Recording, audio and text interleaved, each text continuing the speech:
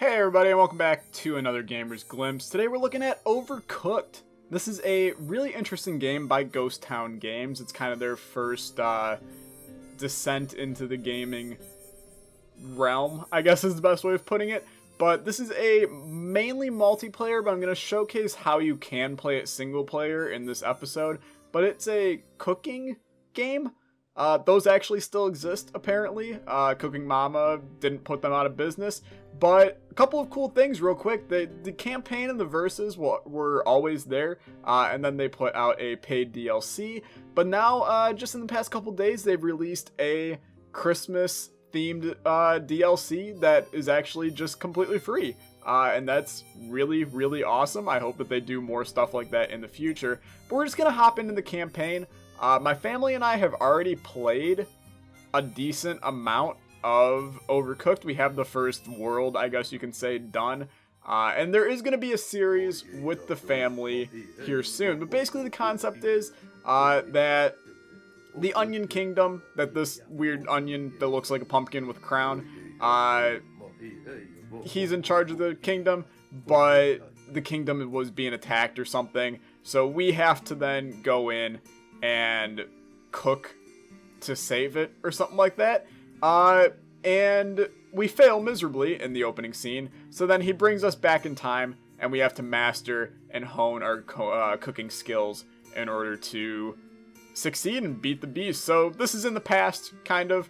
And you can kind of see I'm controlling this guy right here. WASD to move him, or if you're using a controller, the left joystick. To do most of the actions in the game is just pressing A and pressing square if you are on a or X, whatever, square X and AX on PS4/Xbox controller, or if you're on PC, spacebar and I believe control is how you do stuff. But you can also press Alt to kind of boost yourself forward. I know that is a control on the controller as well, but I play on PC using keyboard, so that's not really beneficial to me. You can also switch to your other chef when playing single player by pressing Shift, and this will be incredibly useful.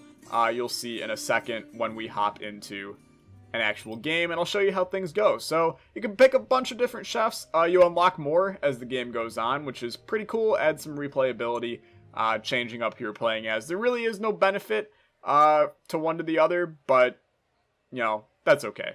So you can see here's our first recipe. It's how to make soup. We got to get 3 onions that do look like hazelnuts. We got to chop them, and then we got to put them into a pot to make some soup. Sounds easy, right? Sure, that's one way of putting it. So we can switch to this guy. We can grab some onions. Let's just place these onions right here. Then we'll switch to this guy. We'll come down here. We'll pick up said onion, and then we'll start chopping. You know what? Let's continue chopping with this guy. You can see how this is a little bit difficult when you're playing with only one person. But we can let this guy chop. Then we can switch back. We can grab this, bring it over, put it in the pot. Then we're going to grab an onion. We're going to switch back to this guy. He's going to be ready to bring this to the pot. And you can see that it's very just like, you got to control where stuff is going on in the kitchen.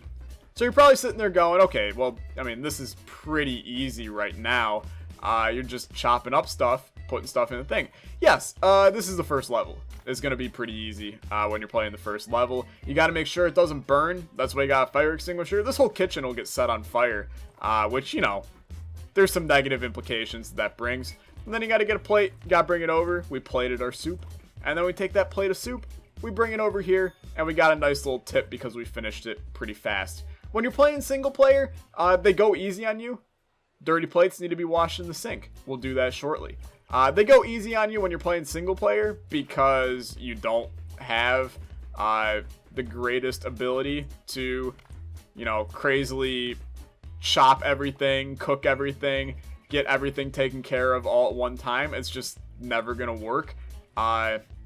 So they lower the requirements that you need to succeed while playing single player. But when you're playing with 4 players, they basically want you to run a, you know, 10-star restaurant, not even 5-star. They just kick it right up to 10. And it's fairly difficult, if I'm being honest with you. So I'm trying my best here to take care of this while playing single player, but it is difficult. And a lot of you are probably still wondering, like, Okay, this still seems very easy. What's the catch here? And the catch is that it does get slightly more difficult as time goes on. They add in a lot of really crappy obstacles that you gotta deal with, such as hurricanes, earthquakes, life going and destroying you before your very eyes. But that's life, man. Hurricanes suck. Okay, so we got a minute left. Our soup is burning. Take the soup off. Get this guy. Bring this over. Get that back cooking. This is done. Bring this over. Okay. Dirty plate. Take care of the dirty plate. We could be grabbing more onions right now, but let's just plate this. We've plated like what? 5 things of soup? That's not terrible. It's probably less than 5 actually. We're gonna do totally fine though, because this is the first level. I'm not going to be doing a single player series of this. I'd actually want to kill myself by the end of it. Because it really is not meant for single player play. Okay. This is fine. We got 16 seconds. I really don't think we can get another one plated. This guy's going to have to chop like faster than he's ever chopped before. And then these onions better cook as fast as onions can cook. Yeah, this ain't possible. Okay, that's fine. 3, 2, 1. We didn't even plate it. But that's basically how it goes. We got 3 stars. We're the best. What can I say? But yeah, you kind of just drive around. You unlock more levels. This bus also floats on water, apparently. I'm not going to make any comments about that. But it's a pretty big open world. There's about 30 levels in the regular game, plus the DLC that they're putting out just adds even more to the game. So it's pretty good. I highly recommend checking it out. I picked it up on sale during the Steam autumn, fall, whatever that sale was. And I highly recommend that next time it goes on sale, you guys pick it up as well. So if you enjoyed, leave a like, leave a comment, subscribe. I'll see you guys next time. Goodbye.